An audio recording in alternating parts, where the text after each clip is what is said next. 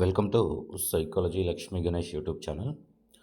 ఆంధ్రప్రదేశ్ రాష్ట్రంలో నిర్వహించినటువంటి డిఎస్సి పరీక్షలు, ఈ డిఎస్సి ఎగ్జామ్స్ యొక్క రెస్పాన్స్ షీట్స్. ఈ రెస్పాన్స్ షీట్స్లో భాగంగా 2 జూలై 2025 మార్నింగ్ సెషన్ షిఫ్ట్ 1లో హెచ్జిటి వారికి నిర్వహించినటువంటి పరీక్ష. ఈ పరీక్షలో సైకాలజీ మరియు పర్స్పెక్టివ్స్ ఇన్ ఎడ్యుకేషన్ అనేటువంటి సబ్జెక్టుల పైన అడిగినటువంటి ప్రశ్నలు. ఈ క్వశ్చన్స్కి గవర్నమెంట్ వారు ఇచ్చినటువంటి కీ, ఆ కీలో ఏమైనా అభ్యంతరాలు ఉన్నట్లయితే మనము ఏ విధంగా ప్రామాణికమైనటువంటి ప్రూఫ్స్తో అబ్జెక్షన్ చేయాలి అనేటువంటి విషయాలను ఈ వీడియో సెషన్లో పరిశీలిద్దాము. వీడియోను వాచ్ చేస్తున్నటువంటి ఆస్పిరెంట్స్ అందరూ తప్పనిసరిగా లైక్ చేసి మీ మిత్రులందరికీ షేర్ చేయగలరు. న్యూ విజిటర్స్ డెఫినెట్గా మన ఛానల్ని సబ్స్క్రైబ్ చేసుకొని మీ మిత్రులందరికీ షేర్ చేయగలరు. అంటే టెట్ డిఎస్సికి సంబంధించి ఏ విధమైనటువంటి లేటెస్ట్ ఇన్ఫర్మేషన్ అయినా మీరు నేరుగా పొందాలి అంటే మేము ఛానల్లో వీడియో అప్లోడ్ చేయగానే ఆ సమాచారము మీకు వెంటనే నోటిఫికేషన్లో వస్తుంది. మీరు సబ్స్క్రైబ్ చేసుకొని నోటిఫికేషన్ బటన్ ఆన్ చేసుకున్నట్లయితే మీరు వెంటనే లేటెస్ట్ ఇన్ఫర్మేషన్ పొందడానికి అవకాశం ఉంటుంది.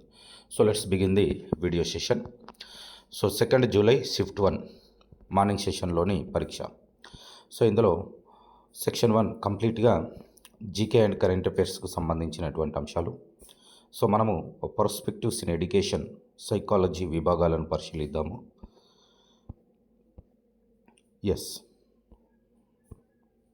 ఈ ఎగ్జామ్కి అటెండ్ అయినటువంటి ఆస్పిరెంట్స్ ఈ వీడియోను జాగ్రత్తగా వాచ్ చేయండి. సెక్షన్ 2. సెక్షన్ 2 అనేది పర్స్పెక్టివ్స్ ఎడ్యుకేషన్కు సంబంధించినటువంటి క్వశ్చన్స్ను కలిగి ఉన్నటువంటి విభాగము. ఇందులో క్వశ్చన్ నెంబర్ 17. క్వశ్చన్ ఐడి అనేది ఇంపార్టెంట్ మనకు. ఎందుకంటే మనం ఏదైనా క్వశ్చన్ను అబ్జెక్షన్ చేయవలసి వచ్చినప్పుడు క్వశ్చన్ ఐడి ద్వారానే అబ్జెక్షన్ చేయాల్సి ఉంటుంది. క్వశ్చన్ను పరిశీలించండి. ఎన్ఈపి 2020 ప్రకారము 11 నుంచి 14 సంవత్సరాల విద్యార్థులు ఈ దశకు చెందుతారు.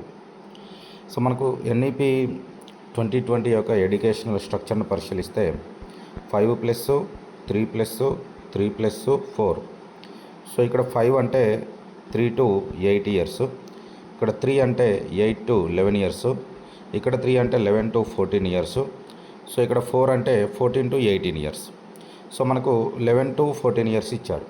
ఇది ఫౌండేషనల్ స్టేజ్, పునాది దశ. ఇది ప్రిపరేటరీ స్టేజ్, సన్నాహక దశ. ఇది మిడిల్ స్టేజ్, మధ్యస్థ దశ. అంటే 11 to 14 years వాళ్ళు మధ్య దశకు చెందుతారు. ఆప్షన్ 2 సరైన సమాధానం. Next question number 18. RTE act 2009 ప్రకారము 160 మంది పిల్లలున్న ప్రాథమిక పాఠశాలలో నియమించబడవలసిన ఉపాధ్యాయుల సంఖ్య అనేది ప్రశ్న. మనకు ఆర్టీ యాక్ట్ 2009 ప్రకారము 1 నుంచి 5 తరగతుల పాఠశాలల్లో విద్యార్థుల సంఖ్య అనేది 150 మరియు 150, విద్యార్థుల సంఖ్య అనేది 120 మరియు అంతకంటే ఎక్కువగా ఉన్నట్లయితే, అంటే విద్యార్థుల సంఖ్య 120 to 200 మధ్యలో ఉన్నట్లయితే ఆ పాఠశాలలో 5 టీచర్లు ఉండాలి. విద్యార్థుల సంఖ్య 150 మరియు అంతకంటే ఎక్కువగా ఉన్నట్లయితే ఆ పాఠశాలలో ఒక పూర్తికాల ప్రధానోపాధ్యాయుని నియమించాలి. మరి ఇక్కడ 160 మంది పిల్లలు ఉంటే ఒక హెడ్ మాస్టర్ ఉంటాడు, 5 టీచర్లు ఉంటారు. 5 ఉపాధ్యాయులు, ఒక ప్రధానోపాధ్యాయుడు అని మనకు ఫస్ట్ ఆప్షన్లో ఇచ్చి ఉన్నారు. ఇది సరైనటువంటి సమాధానం అవుతుంది. Next question number 19. రక్తంలో భారతీయులై మేధస్సులో ఆంగ్లేయులై ఉండే కొత్త వర్గాన్ని తయారు చేయటము ఇంగ్లీష్ విద్య లక్ష్యమని చెప్పినది.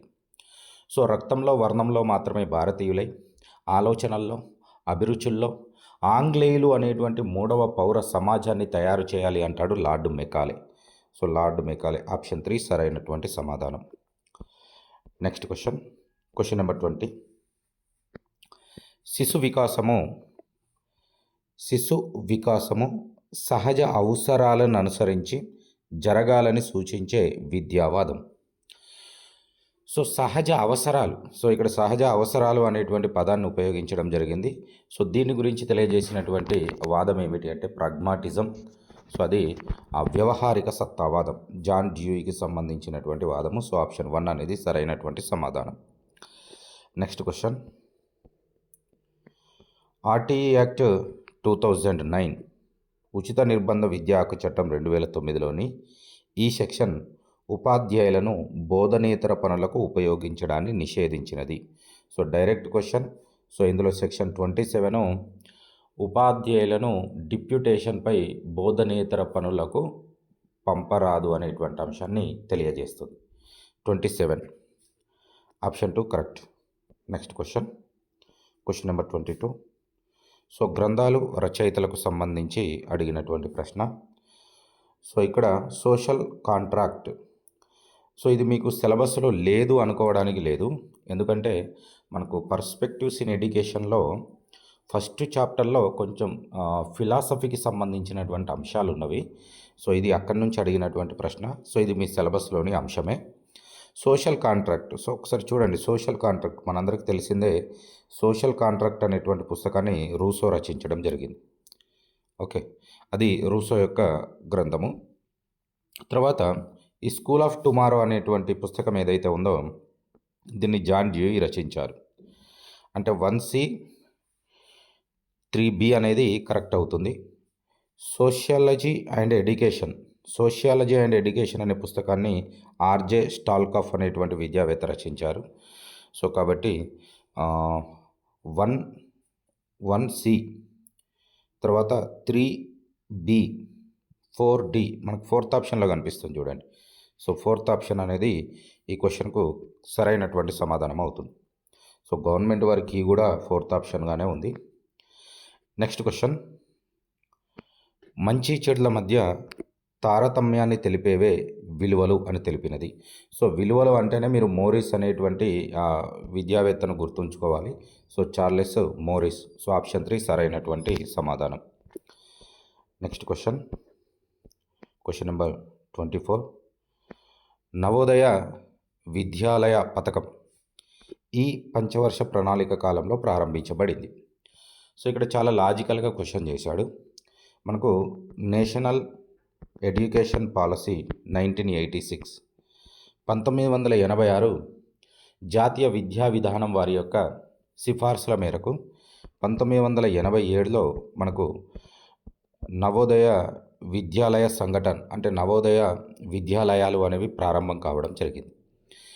మరి 1987లో ఏ పంచవర్ష ప్రణాళిక అనేది అమలులో ఉన్నది అనేటువంటి విషయాన్ని మనం ఇక్కడ ఐడెంటిఫై చేయవలసి ఉంటుంది. సో మరి 1987, సో చివరిలో 7 నుండి చూడండి. సో దీన్ని ఇలా గుర్తుపెట్టుకోవాలి అని చాలా సందర్భాల్లో చెప్పుకున్నాను నేను. సో ఇది 7వ పంచవర్ష ప్రణాళిక కాలం. సో ఆప్షన్ 2 సరైన సమాధానం. Next question. So next section 3. So section 3 అనేది సైకాలజీకి సంబంధించినటువంటి ప్రశ్నలను కలిగి ఉండేటువంటి విభాగం. సో ఇక్కడ ప్రజ్ఞాలబ్ధి విలువ సమూహమునకు సంబంధించి సరిగా జతపరిచిన దానిని గుర్తించండి. టర్మన్ అండ్ మెరిల్ ప్రజ్ఞా విభాజనం. సో మెరిల్ అండ్ టర్మన్ మనకు 1939 సంవత్సరంలో Merrill and Terman form L to form M తో ప్రజ్ఞా మాపని అనేది ఉంటుంది. సో దానికి సంబంధించినటువంటి ప్రశ్న. సో ఇది మీకు టెక్స్ట్ బుక్లో ఉండదు, కానీ మీరు లాజికల్గా ఆలోచిస్తే ఆన్సర్ చేయడానికి అవకాశం ఉంటుంది. సగటు ప్రజ్ఞావంతుడు. సో సగటు ప్రజ్ఞావంతుడు అంటే మెరిల్ అండ్ టర్మన్ ప్రకారము IQ అనేది ఎగ్జాక్ట్గా 100 ఉండాలి. సగటు ప్రజ్ఞావంతుడు అంటే IQ అనేది ఎగ్జాక్ట్గా 100. సో మనకు ఓన్లీ టర్మన్ యొక్క ప్రజ్ఞా విభాజకం చూస్తే సగటు ప్రజ్ఞావంతులు వచ్చేసి 90 to 110గా ఉంటుంది IQ. అది సగటు ప్రజ్ఞావంతులు. సో ఇక్కడ టర్మన్ మెరిల్ ప్రజ్ఞా విభాజకంలో మాత్రం సగటు ప్రజ్ఞావంతులు అంటే IQ ఎగ్జాక్ట్గా 100గా ఉండాలి. తర్వాత ప్రతిభావంతుడు అంటే IQ 150. ఓకే, తెలివి తక్కువ అంటే IQ 70. ఉన్నత ప్రజ్ఞావంతుడు అంటే IQ 110గా ఉండాలి. సో ఇక్కడ చూడండి 1C, తర్వాత 2D, 1C 2D 3B 4A. So మనకు సెకండ్ ఆప్షన్లో కనిపిస్తుంది చూడండి. సో సెకండ్ ఆప్షన్ అనేది సరైనటువంటి సమాధానం అవుతుంది. సో మీకు కీ కూడా సెకండ్లోనే ఇచ్చి ఉన్నారు. సో కాబట్టి ఏ విధమైనటువంటి సమస్య లేదు. Right, next question. టెన్నికాయిట్ నేర్చుకున్న వ్యక్తి షటిల్ ఆడేటప్పుడు జరిగే అభ్యసన బదలాయింపు. వ్యతిరేక బదలాయింపు, శూన్య బదలాయింపు, ద్విపార్శ్వ బదలాయింపు, అనుకూల బదలాయింపు. అయితే ఇక్కడ టెన్నికాయిట్, అదేవిధంగా షటిల్, బ్యాడ్మింటన్, ఈ రెండింటి మధ్య సారూప్యత అనేది ఉంటుంది, పోలిక అనేది ఉంటుంది. అంటే రెండు అంశాల మధ్య పోలిక అనేది ఉన్నప్పుడు అయితే అనుకూల బదలాయింపైనా జరుగుతుంది లేదా ప్రతికూల బదలాయింపైనా జరుగుతుంది. సో కాబట్టి శూన్య బదలాయింపు, ద్విపార్శ్వ బదలాయింపును మనం ఈజీగా ఎలిమినేట్ చేయవచ్చు. మరి ఇక్కడ టెన్నికాయిట్ నేర్చుకున్న వ్యక్తి, ఇప్పుడు టెన్నికాయిట్లో వ్యక్తి ఏం చేయాలి అంటే తాను క్యాచ్ అందుకున్నటువంటి రింగును తిరిగి అవతలి కోర్టులోనికి విసిరివేయాలి. ఓకే, ఇప్పుడు ఆ రింగును విసరాలి, ఈ నైపుణ్యం ఉంటుంది ఆ వ్యక్తిలో. ఇప్పుడు అది ఏం చేస్తున్నాడు, తన హ్యాండ్తో బ్యాడ్మింటన్ రాకెట్ పట్టుకున్నాడు. సో ఇప్పుడు టెన్నికాయిట్లో ఉన్నటువంటి అలవాటు ఏంటి అంటే ఆ రింగును విసిరివేయటం. సో ఇప్పుడు తన చేత్తో పట్టుకున్నటువంటి బ్యాడ్మింటన్ ర్యాట్ను కూడా విసిరేస్తున్నాడు.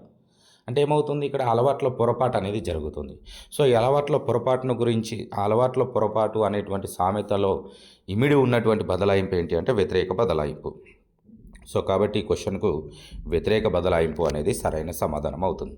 అంటే చాలామంది ఆస్పిరెంట్స్ ఈ క్వశ్చన్ నాకు వాట్సాప్ చేసి ఇది అనుకూల బదలాయింపు అవదా అని నన్ను అడగడం జరిగింది. సో దీనికి సమాధానము వ్యతిరేక బదలాయింపే సమాధానం అవుతుంది, ఇది ప్రతికూల బదలాయింపు. Okay, next question. Next question number 27. వ్యక్తి భవిష్యత్తులో ప్రత్యేక కౌశలాన్ని, సామర్థ్యాన్ని సూచించే ప్రస్తుత పరిస్థితిని ఇలా అంటారు. అది సహజ సామర్థ్యం. ఆప్షన్ 2 సరైన సమాధానం. Direct question. Question number 28. ఈ అభ్యసనంలో ఆలోచనకు, వివేచనకు, సమస్య పరిష్కారానికి అవకాశం ఉంటుంది. శాస్త్రీయంలో ఉండదు, యత్నదోషంలో ఉండదు, కార్యసాధకంలో ఉండదు. సో అంతర్దృష్టి అభ్యసనంలో ఉంటుంది. ఇది ఆన్సర్ అవుతుంది. ఆప్షన్ 3 సరైన సమాధానం. Next question number 29 question. ఒక విద్యార్థి మొదటిసారి ఒక పద్యాన్ని నేర్చుకోవడానికి 10 సార్లు చదవవలసి వచ్చింది. నెల రోజుల తర్వాత దోషం లేకుండా వల్లె వేయడానికి మళ్ళీ 2 సార్లు చదవవలసి వచ్చింది. అయినా ఇక్కడ పొదుపు గణన. సో మనకు పొదుపు గణన తెలిసిందే కదా. అసలు ప్రయత్నాలు అంటే 8, పునరభ్యాసన ప్రయత్నాలు అంటే 2 బై అసలు ప్రయత్నాలు అంటే 10. అసలు ప్రయత్నాలు 10, పునరభ్యాసన ప్రయత్నాలు 2, అసలు ప్రయత్నాలు 10 × 100. ఓకే, సింపుల్గా 8/10 × 100. So 0 gets cancel, that is equal to 80. అంటే ఇక్కడ పొదుపు చేసిన సమయం ఎంత అంటే 80%. సో ఆప్షన్ 4 సరైనటువంటి సమాధానం అవుతుంది. Right, next question number 30. క్రింది వానిలో సరైన ప్రవచనంను గుర్తించండి. సో ఎంఎంపిఐలో మొత్తము 550 ప్రశ్నలు ఉంటాయి. Minnesota multiphasic personality inventory Hathaway and McKinley అనే సైకాలజిస్టులు రూపొందించారు. సో ఇది correct statement. GATB general aptitude test బ్యాటరీలో 11 పరీక్షా అంశాలు ఉంటాయి. సో ఇందులో 9 పరీక్షా అంశాలు ఉంటాయి.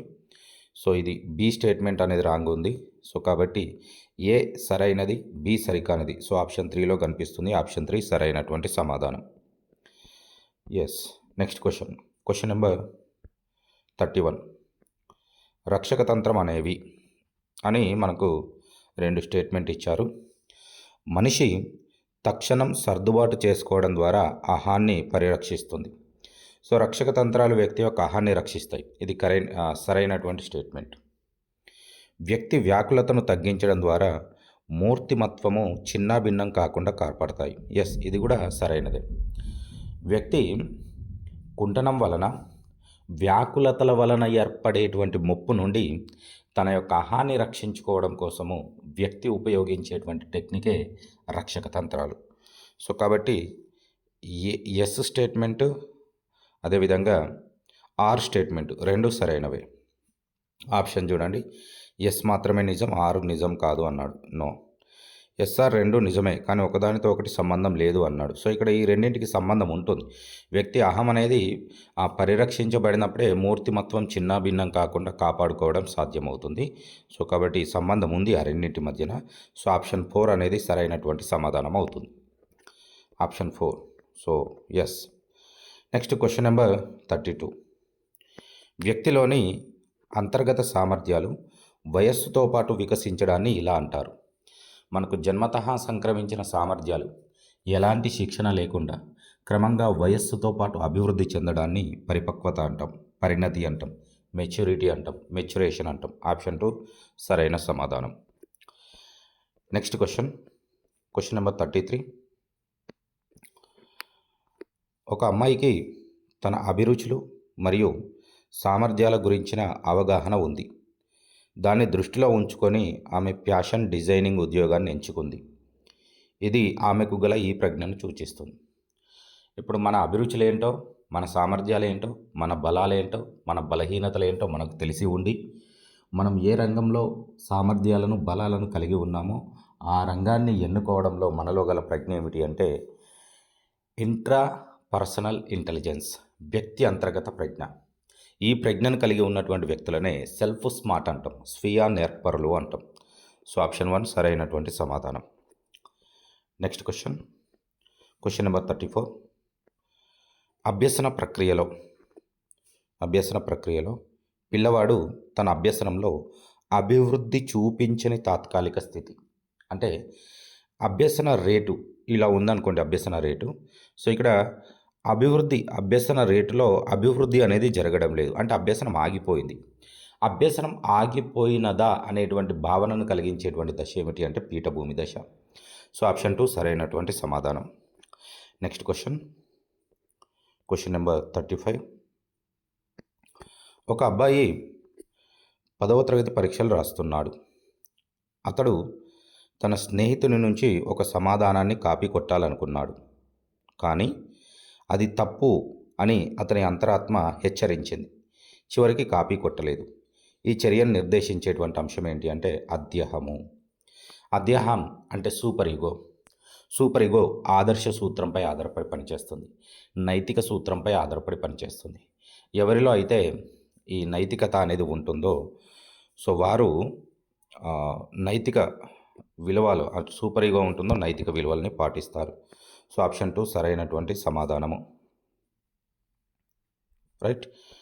నెక్స్ట్ ఇక్కడ చూడండి, చాలామంది ఈ క్వశ్చన్కు ఈగో ఆన్సర్ అవుతుంది అనుకుంటారు.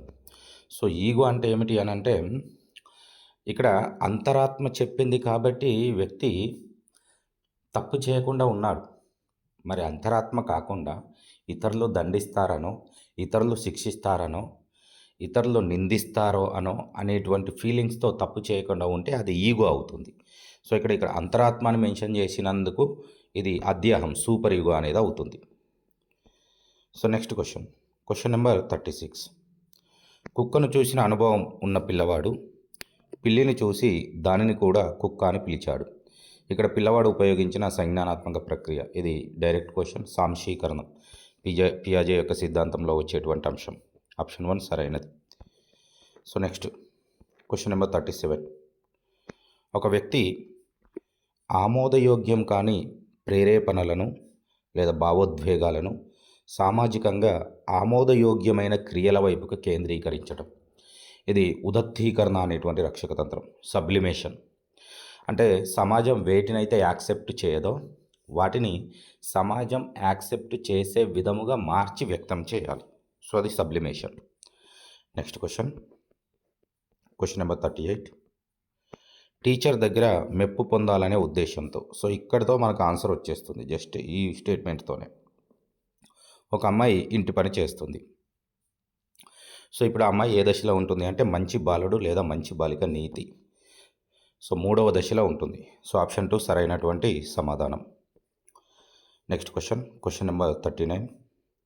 ఈ మూర్తిమత్వ పరీక్షలో మూర్తిమత్వాన్ని అంచనా వేయడానికి స్థానము, విషయము, నిర్ణయకాలను పరిగణలోనికి తీసుకుంటారు. ఇవన్నీ ఎక్కడ ఉంటాయి అంటే మనకు RIBT టెస్ట్లో ఉంటాయి, అంటే రోషాక్ ఇంకుబ్లాట్ టెస్ట్లో ఉంటాయి. సో రోషాక్ స్థిరమరకల పరీక్ష. ఆప్షన్ 2 సరైన సమాధానం. Next question number 40. ఉద్వేగ కెథార్సిస్ ఈ దశలోని ఉద్వేగ వికాసంలో కనిపించే ప్రత్యేక అంశం. ఎమోషనల్ కెథార్సిస్ మనకి ఎక్కడ కనిపిస్తుంది అంటే ఉత్తర బాల్య దశలో కనిపిస్తుంది. ఎమోషనల్ కెథార్సిస్ ఏ దశలో ఏర్పడదు అంటే పూర్వ బాల్య దశలో ఏర్పడదు. సో కాబట్టి ఆప్షన్ 4 సరైనటువంటి సమాధానం. సో ఇవి వీటికి సంబంధించి సైకాలజీ మరియు పిఐఈ యొక్క ప్రశ్నలు.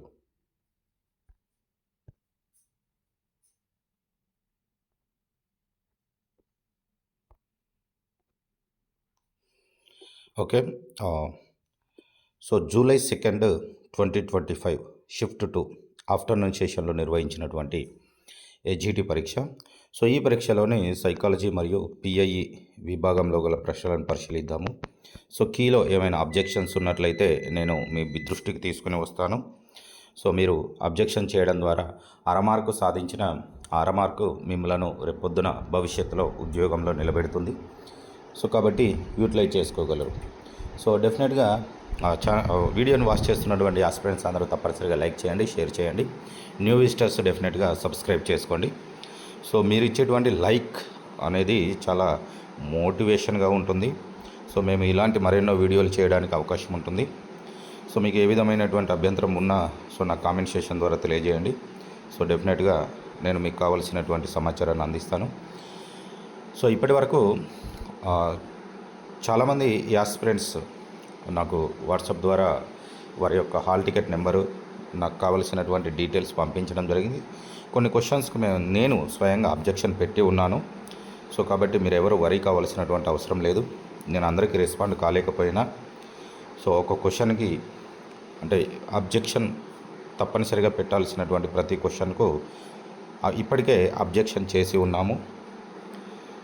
ఎస్, ఈ పరీక్షలో సెక్షన్ 2 అనేది మనకు పర్స్పెక్టివ్ ఎడ్యుకేషన్ ప్రశ్నలను కలిగి ఉంటుంది.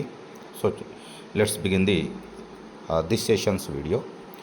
సో ఎన్సిఎఫ్ 2005 ప్రకారము 1-2 తరగతులకు మూల్యాంకనం ఈ విధంగా ఉండాలి. ఎన్సిఎఫ్ 2005 ప్రకారము అసలు 1-2 తరగతులకు ఎట్లాంటి పరీక్షలు నిర్వహించవద్దు. 1-2 తరగతులకు హోంవర్క్ ఉండదు.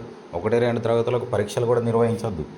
మరి వారిని విద్యా సంవత్సర కాలం అంతా పరిశీలించడం ద్వారా వారి యొక్క విద్యా ప్రగతిని అంచనా వేయాలి. కానీ వారికి ఎట్లాంటి మౌఖిక పరీక్షలు కానీ లిఖితపూర్వక పరీక్షలు కానీ నిర్వహించకూడదు. సో ఎలా అంచనా వేయాలి? నిరంతరం పరిశీలించడం ద్వారా. సో ఆప్షన్ 3 అనేది సరైన సమాధానం. Right. Next question number 18. Kasturba Gandhi Balika విద్యాలయాలలో ప్రవేశించుటకు బాలికకు ఉండవలసిన కనీస వయస్సు. సో డైరెక్ట్ క్వశ్చన్, 10 సంవత్సరాల వయస్సు ఉండాలి. 10 సంవత్సరాల వయస్సు నుండి ఆ పైబడినటువంటి వయస్సు ఉన్నటువంటి బాలికలను ఆ పాఠశాలల్లో చేర్చుకోవడానికి అవకాశం ఉంటుంది. Next question number 19. రోడ్డు భద్రత నియమాలను పాటించటం సో మనకు రోడ్డు భద్రత నియమం అనేది ఒక సంఘ నియమం. సంఘ నియమాలు, ప్రమాణాలు, కట్టుబాట్లు, సంస్కృతి, సాంప్రదాయాలను పాటిస్తూ సంఘంలో ఉన్న వ్యక్తుల మాదిరి జీవన శైలిని అవలంబిస్తూ సంఘంలోని వ్యక్తులతో సత్సంబంధాలను నెలకొల్పుకోవడమే సాంఘిక వికాసం. సో ఇది సోషల్ వాల్యూ, సాంఘిక విలువ అవుతుంది. Option 1 correct. Next question number 20. ఈ ప్రకృతివాద రకము చార్లెస్ డార్విన్ పరిణామ సిద్ధాంతాన్ని నమ్ముతుంది. సో మీరు ఈ క్వశ్చన్కు ఒక్కసారి ఇంగ్లీష్ మీడియంలో పరిశీలించినట్లయితే మీకు ఈజీగా ఆన్సర్ అనేది వచ్చేస్తుంది. ఇప్పుడు చార్లెస్ డార్విన్ ఎవరు అంటే ఒక biological scientist. So biological naturalism అనేది ఈ ప్రశ్నకు సరైనటువంటి సమాధానం అవుతుంది. సో జైవిక ప్రకృతివాదం ఏదైతే ఉందో ఇది ఈ ప్రశ్నకు సరైనటువంటి సమాధానం. సో దీనిని చార్లెస్ డార్విన్ యొక్క పరిణామ సిద్ధాంతం అనేది నమ్ముతుంది. Next question. బెంగాల్లోని టోలుల గురించి ఈ ప్రకటన నిజమైనది. సో మనకు స్వదేశీ విద్యను అందించేటువంటి పాఠశాలల్ని టోల్స్ అనేటువంటి పేరుతో పిలిచేవారు బెంగాల్లో. ఎప్పుడు మనకు విద్యకు సంబంధించి మొట్టమొదటి చట్టం అనేది వచ్చిన తర్వాత, చార్టర్ చట్టం అనేది వచ్చిన తర్వాత బెంగాల్లో స్వదేశీ విద్యను అందించేటువంటి పాఠశాలలకు ఏమని పేరు అని అంటే టోలులు అని పేరు. ఇవి స్వదేశీ విద్యా కేంద్రాలు. కాబట్టి ఇక్కడ విద్యా బోధన అనేది ఎలా ఉంటుంది అంటే మాతృభాష మాధ్యమాలలో ఉంటుంది. మరి ఇక్కడ మనం ఆప్షన్స్ ద్వారానే ఆన్సర్ని ఎన్నుకోవడానికి అవకాశం ఉంది. టోలులు ఉర్దూ మరియు ఇతర సబ్జెక్టులు బోధించే విద్యా సంస్థలు. నో, కాదు. ఎందుకు అంటే మనకు ఇది మాతృభాష, ఏది భారతీయుల యొక్క మాతృభాష. మరి ఉర్దూ అనేది మనకు మహమ్మదీయుల నుండి వచ్చినటువంటి భాష కాబట్టి అది ఆన్సర్ కాదు. నెక్స్ట్, టోలులు చేతి వృత్తుల వారికి శిక్షణనిచ్చే సంస్థలు. నో. టోలులు సంస్కృతము మరియు ఇతర సబ్జెక్టులు బోధించే విద్యా సంస్థలు. ఎస్. టోలులు మొఘల్ పాలకుల పరిపాలన కేంద్రాలు. నో. సో ఆప్షన్ 3 అనేది సరైనటువంటి సమాధానం అండి. Option 3 yes. Next question number 22. So NEP 2020 ప్రకారము 4 సంవత్సరాల మల్టీ డిసిప్లినరీ బ్యాచిలర్ డిగ్రీ పొందిన వారు ఉపాధ్యాయులు కావాలనుకుంటే అందుబాటులో ఉండే BEd course. So very simple. So నేను మన ఆన్లైన్ కానీ ఆఫ్లైన్ కానీ సో మన బుక్లో కానీ చాలా స్పష్టంగా మెన్షన్ చేసాం ఈ అంశాలన్నింటినీ. సో ఇక్కడ 4 సంవత్సరాల మల్టీ డిసిప్లినరీ బ్యాచిలర్ డిగ్రీ, ఇప్పుడు ఫర్ ఎగ్జాంపుల్ బీటెక్ చేసినటువంటి ఆస్పిరెంట్స్ ఉపాధ్యాయ వృత్తిని చేపట్టాలి అనుకుంటే వారికి 1 సంవత్సరం కాల పరిమితితో కూడుకున్నటువంటి బీఎడ్ కోర్స్ అనేది అందుబాటులో ఉంది. సో ఆప్షన్ 4 అనేది సరైనటువంటి సమాధానం. Next question number 23. క్రింది వానిలో ఎన్సిఎఫ్ 2005 పరీక్షా సంస్కరణ కానిది. అందులో పరీక్షలను నిర్వహించరాదు అన్నాడు. సో ఎన్సిఎఫ్ 2005 పరీక్షలను నిర్వహించాలి, నిరంతర సమగ్ర మూల్యాంకనం జరపాలి, పరీక్షల్లో బహుళైచ్ఛిక ప్రశ్నలు అంటే లక్ష్యాత్మక ప్రశ్నలు ఎక్కువగా ఉండాలి. అంటే మనకు వ్యాసరూప సమాధాన ప్రశ్నల కంటే, అంటే వస్తునిష్టత కలిగి ఉన్నటువంటి ప్రశ్నల కంటే విషయనిష్ట ప్రశ్నలు ఎక్కువగా ఉండాలని చెప్తుంది. మరి పరీక్షలు నిర్వహించకూడదు అని మాత్రము వాళ్ళు తెలియజేయలేదు. సో కాబట్టి ఇది రాంగుగా ఉంది. లోప నిర్ధారణ ప్రక్రియగా మాపనాన్ని నిర్వహించాలి. ఓకే, ఇది సరైనది. మాపనం సమగ్రంగా ఉండాలి. ఎస్. నిరంతర సమగ్ర మూల్యాంకనం అమలు చేయాలి. సో ఆప్షన్ 1 ఈ క్వశ్చన్కి సరైనటువంటి సమాధానం. Next question number 24. ఇది ఆర్థికపరమైన రిజిస్టర్ కాదు. క్యాష్ బుక్ అనేది ఆర్థికపరమైన రిజిస్టరే, యాక్విటెన్సీ రిజిస్టర్ అనేది ఆర్థికపరమైనది, పేబిల్ రిజిస్టర్ అనేది ఆర్థికపరమైనది, ప్రాపర్టీ రిజిస్టర్ అనేది ఆర్థికపరమైన రిజిస్టర్ కాదు. సో ఆప్షన్ 3 అనేది సరైన సమాధానం. సో ఆర్థికపరమైనటువంటి రిజిస్టర్ కానిది అన్నాడు. Next question. సో సెక్షన్ 3 సైకాలజీకి సంబంధించినటువంటి ప్రశ్నలను కలిగి ఉంటుంది. సో ఇందులో మొదటి question. So question number important మనకు. క్వశ్చన్ నెంబర్ వచ్చేసి 25. క్వశ్చన్ ఐడి మీకు స్క్రీన్ పైన డిస్ప్లే అవుతుంది. ఎస్. క్వశ్చన్ను గమనిస్తే, శిశువు మొదట మగవాళ్ళందరినీ నాన్న అని సంబోధించి తర్వాత ఆ పదాన్ని తన తండ్రికి మాత్రమే ఉపయోగించటము క్రింది వికాస నియమాన్ని అనుసరిస్తుంది. సో వికాసం అనేది ఎప్పుడు కూడా మనకు జనరల్ టు స్పెసిఫిక్గా కొనసాగుతుంది. సో ఇది సాధారణం నుండి నిర్దిష్టం వైపుగా సాగుతుంది అనేటువంటి వికాస నియమం. ఆప్షన్ 2 అనేది సరైన సమాధానం. Next question number 26. వ్యక్తి వికాసానికి విద్యావకాశాలు ఎంతగానో పనిచేస్తాయి. పాఠశాల వసతులకు వ్యక్తుల వికాసానికి సహసంబంధ గుణకం ఎక్కువ అని ఈ గ్రంథంలో రాయబడింది. మనకి ఈ విషయాన్ని తెలియజేసింది ఎవరు అంటే డబ్ల్యూసి బాగ్లీ ఈ విషయాన్ని తెలియజేశారు. మరి బాగ్లే యొక్క పుస్తకం ఏంటి అంటే ఎడ్యుకేషనల్ డిటర్మినిజం అనేటువంటి పుస్తకం. సో కాబట్టి ఆప్షన్ 1 అనేది సరైనటువంటి సమాధానం. Next question number 27. పూర్వ బాల్య దశ అనేది, చూడండి చాలా లాజికల్గా ఇచ్చాడు క్వశ్చను. పూర్వ బాల్య దశ అనేది తల్లిదండ్రుల అభిప్రాయం ప్రకారం ముఠా దశ. సో ముఠా దశ అనేది ఉత్తర బాల్య దశ. సో కాబట్టి ఇది రాంగ్. మనోవిజ్ఞాన శాస్త్రవేత్తల అభిప్రాయం ప్రకారం సమస్యాత్మక వయస్సు. ఇక్కడ చూడండి, పూర్వ బాల్య దశ అనేది సమస్యాత్మక వయస్సే, కానీ అది ఎవరి ప్రకారం సమస్యాత్మక వయస్సు? తల్లిదండ్రుల ప్రకారం సమస్యాత్మక వయస్సు. మరి ఇక్కడ ఏమన్నాడు? మనోవిజ్ఞాన శాస్త్రవేత్తల అభిప్రాయం ప్రకారం సమస్యాత్మక వయస్సు అన్నాడు. సో కాబట్టి ఈ స్టేట్మెంట్ రాంగ్. తర్వాత పూర్వ బాల్య దశ అనేది తల్లిదండ్రుల అభిప్రాయం ప్రకారము అనుకరణ వయస్సు. సో అనుకరణ వయస్సు అనేది ఉత్తర బాల్య దశ, దట్టు అది మనోవిజ్ఞాన శాస్త్రవేత్తల ప్రకారము. సో కాబట్టి ఈ స్టేట్మెంట్ కూడా రాంగ్. మనోవిజ్ఞాన శాస్త్రవేత్తల అభిప్రాయం ప్రకారము సృజనాత్మక వయస్సు.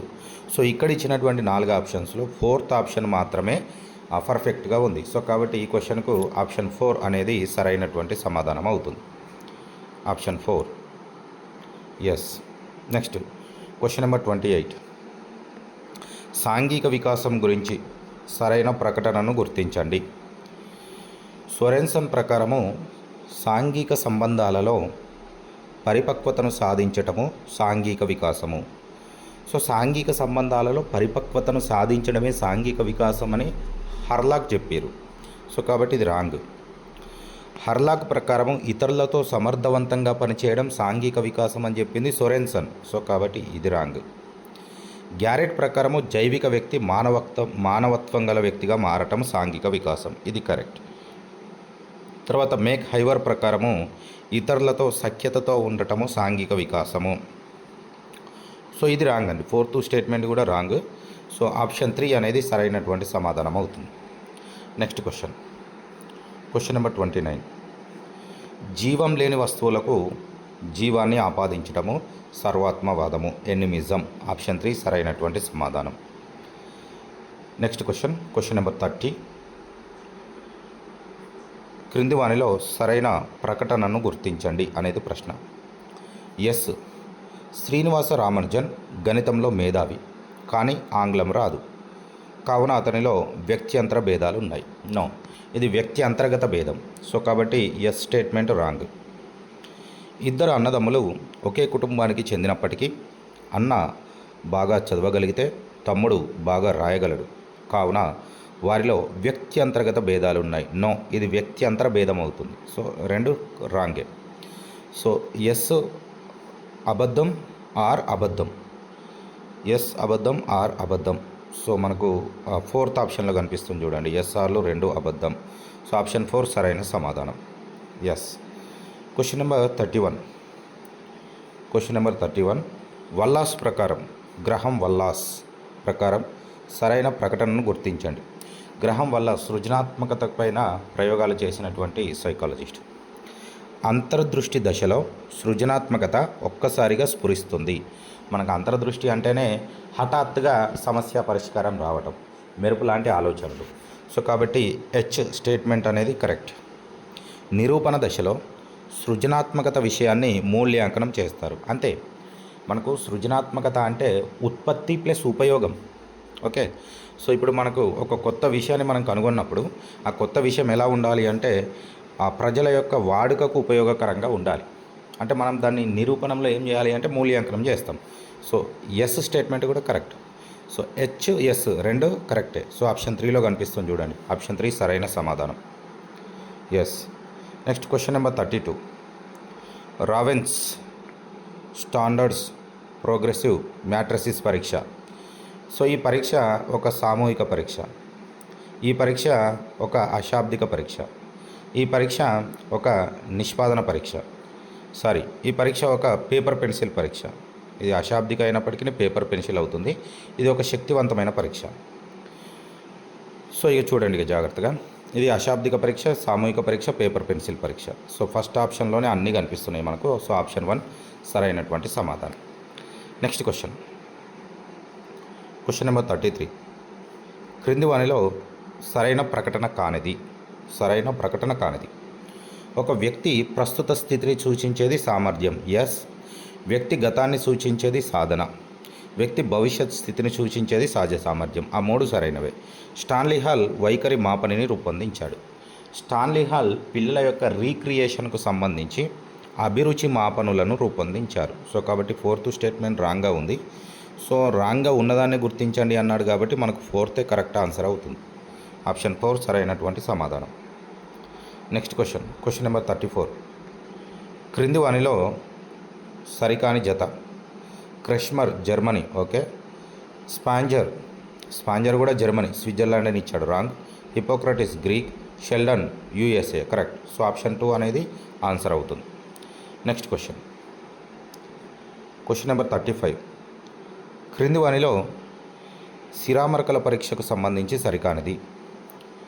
సో ఇది వయోజనులకు ఉద్దేశించబడినది, ఎస్. ఇది ప్రక్షేపక పరీక్ష, ఎస్. ఇందులో 5 తెలుపు 5 ఎరుపు కార్డులు ఉన్నాయి. సో 5 తెలుపు 5 ఎరుపు కార్డులు ఇందులో లేవు, ఇది రాంగ్. దీనిని నిర్వహించడానికి నిర్దిష్టమైన సమయం ఉండదు, ఎస్. సో ఆప్షన్ 3 అనేది సరైన సమాధానం. Next question number 36. ఆఫీసర్ మీద కోపాన్ని గుమస్తా ఫైళ్ళ మీద చూపించడం అనేది ఈ క్రింది రక్షక తంత్రము.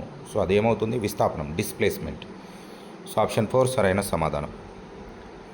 Next question number 37. క్రింది వానిలో సరైన ప్రకటన గుర్తించండి. బుక్కి బహువచనం బుక్స్ అని అభ్యసించిన విద్యార్థిని పెన్కి బహువచనం పెన్స్ అని నేర్చుకోవటం అనుకూల బదలాయింపు అగును. Yes, A statement correct. బియూటీని బట్ అని అభ్యసించిన విద్యార్థి పియూటీని పట్ అని నేర్చుకోవటం అనుకూల బదలాయింపు అగును. సో పియూటీని పట్ కాదు పుట్ అంటాము. సో ఇక్కడ ఉన్న నైపుణ్యం ఇక్కడ రాణించడాన్ని ఆటంకపరుస్తుంది. ఇది వ్యతిరేక బదలాయింపు. సో బి రాంగ్, ఏ మాత్రమే సరైనది. సో ఆప్షన్ 3 కరెక్ట్ ఆన్సర్ అవుతుంది. Next question 38. బ్రూనర్ బోధనాభ్యసన సిద్ధాంతంకు సంబంధించి సరికానిది. చూడండి, సరికాని దాన్ని గుర్తించండి అంటున్నాడు. ఏ స్టేట్మెంట్? విద్యార్థి స్వీయ అభ్యసనానికి ఎక్కువ ప్రాధాన్యత ఇవ్వాలి. ఎస్, ఎందుకంటే బ్రూనర్ యొక్క సిద్ధాంతమే ఆవిష్కరణ అభ్యసన సిద్ధాంతం, డిస్కవరీ ఆఫ్ లెర్నింగ్ థియరీ, జ్ఞాన నిర్మాణానికి ప్రాధాన్యతనిచ్చేటువంటి అంశం. సో కాబట్టి ఆ విద్యార్థి ఎక్కువగా క్రియాత్మకంగా ఉంటూ విద్యార్థియే స్వయంగా విషయాలను నేర్చుకునే విధంగా ప్రాధాన్యతను ఇవ్వాలి. బి, బోధన పద్ధతి కంటే బోధన సామగ్రికి ఎక్కువగా ప్రాధాన్యతని ఇవ్వాలి. నో, బ్రూనర్ ఏమంటాడు అంటే బోధనాంశము కంటే బోధన ప్రక్రియకు ప్రాధాన్యతను ఇవ్వాలి అంటాడు. అంటే మనం ఏది బోధిస్తున్నాం ఇంపార్టెంట్ కాదు, ఎలా బోధిస్తున్నాం అనేది ఇంపార్టెంట్. సో ఇందులో బి సరికానిది. సో కాబట్టి ఆప్షన్ 2 అనేది సరైన సమాధానం అవుతుంది. Next question number 39. సరికాని ప్రకటనను గుర్తించండి. ప్రయోగాత్మకంగా నిబంధనాన్ని విరమణ చేసినప్పటికీ ఒక్కోసారి నిబంధన చర్య బయటపడుతుంది. సో దీన్నే అయత్న సిద్ధ స్వాస్థ్యము అంటాం. సో కాబట్టి అంటే ఫస్ట్ స్టేట్మెంట్ రైటేనండి, కానీ సరికాని దాన్ని గుర్తించండి అన్నాడు. సో కాబట్టి ఫస్ట్ వన్ మన ఆన్సర్ కాదు. నిబంధిత ప్రతిస్పందనను నిబంధిత ఉద్దీపనగా ఉపయోగించడాన్ని ఉన్నత క్రమ నిబంధన అంటారు. అంటే నిబంధిత ప్రతిస్పందన అంటే లాలాజలం, నిబంధిత ఉద్దీపన అంటే గంట, అంటే లాలాజలాన్ని గంటగా ఉపయోగించడం ఉన్నత క్రమ నిబంధన అంటుంది. ఇది అసలు రాంగ్, అసలు దీంట్లో అర్థం లేదు, ఇది రాంగ్. ఇది మన ఆన్సర్ కావడానికి అవకాశం ఉంది. పునర్బలనం ఎంత ఎక్కువగా ఉంటే నిబంధిత ప్రతిస్పందన అంత బలంగా ఉంటుంది. ఎస్, అంతే. అంటే పునర్బలం గంటను ఎంత ప్రభావవంతంగా ఉపయోగిస్తే లాలాజలం అనేది అంత ప్రభావవంతంగా వస్తుంది. అంటే ఇక్కడ మనకు పునర్బలం అంటే ఉద్దీపనలు. సో ఇక్కడ గంట ఆహారం అనేటువంటి ఉద్దీపనను ఎంత ప్రభావవంతంగా ఉపయోగిస్తే ఆ నిబంధన అనేది అంత బలపడుతుంది. ఇది కరెక్ట్, కానీ సరి కాని దాన్ని గుర్తించండి అన్నాడు. సో కాబట్టి 3 మన ఆన్సర్ కాదు. నిబంధిత ఉద్దీపన ఇచ్చిన తర్వాత నిర్నిబంధిత ఉద్దీపన ఇవ్వడం కొనసాగిస్తే క్రమేణా నిబంధన బలపడుతుంది. సో థర్డ్నే మళ్ళీ 4గా ఇచ్చాడు. ఈ థర్డ్ స్టేట్మెంట్ ఉంది కదా, సో దీన్నే కొంచెం సైంటిఫిక్గా ఇచ్చాడు. సో 3 కరెక్ట్, అంటే 4 కరెక్ట్. సరికాని దాన్ని గుర్తించండి అన్నాడు కాబట్టి 4 ఆన్సర్ కాదు. సో ఆప్షన్ 2 అనేది సరైన సమాధానం అవుతుంది. Next question number 40. కిర్క్ ప్రకారము అభ్యసన వైకల్యాన్ని గుర్తించే పద్ధతులు. శామ్యూల్ కిర్క్ అభ్యసన వైకల్యం, లర్నింగ్ డిజబిలిటీ అనేటువంటి పదాన్ని ఉపయోగించినటువంటి విద్యావేత్త. సో ఈ అభ్యసన వైకల్యాలను ఎట్లా గుర్తించవచ్చు? వైద్య పరీక్షల ద్వారా గుర్తించవచ్చు, వృత్తి నైపుణ్య పరీక్షల ద్వారా గుర్తించలేము. పిల్లవాడి యొక్క కుటుంబము, పాఠశాల పరిసరాలను అధ్యయనం చేయడం ద్వారా గుర్తించవచ్చు. పిల్లల యొక్క ప్రవర్తనలను అధ్యయనం చేయడం ద్వారా గుర్తించవచ్చు. సో బి కాకుండా మిగతావన్నీ కరెక్ట్. సో ప్రతి దాంట్లో బి ఉంది, సో ఏలో బి లేదు. సో కాబట్టి ఆ ఫస్ట్ ఆప్షనే మన ఆన్సర్ అవుతుంది. సో ఆప్షన్ 1 సరైన సమాధానం. సో ఇది ఈ పరీక్షలోని ప్రశ్నలు, వాటి యొక్క వివరణ. సో ఆల్మోస్ట్ ఇక్కడ అబ్జెక్షన్ చేయడానికి ఏమీ లేవు. సో అన్ని కీస్ కూడా చాలా స్పష్టంగా ఉన్నవి. సో వీడియోని వాచ్ చేస్తున్నటువంటి ఆస్పిరెంట్స్ అందరూ కూడా తప్పనిసరిగా లైక్ చేసి మీ మిత్రులందరికీ షేర్ చేయండి. న్యూ విజిటర్స్ డెఫినెట్గా సబ్స్క్రైబ్ చేసుకొని మన ఛానల్ని మీ మిత్రులందరికీ షేర్ చేయగలరు. సో ఇలా ఈ డిఎస్సికి సంబంధించి లేటెస్ట్ ఇన్ఫర్మేషన్ అనేది మీకు వెంటనే రావాలి అంటే మీరు ఛానల్ని సబ్స్క్రైబ్ చేసుకొని నోటిఫికేషన్ బెల్ ఐకాన్ ఏదైతే ఉందో దాన్ని మీరు యాక్టివేషన్లో పెట్టుకున్నట్లయితే సో మేము ఛానల్లో ఏ వీడియో పోస్ట్ చేసినా మీరు వెంటనే నోటిఫికేషన్ ద్వారా ఆ సమాచారం అనేది మీకు చేరడానికి అవకాశం ఉంటుంది. So thank you.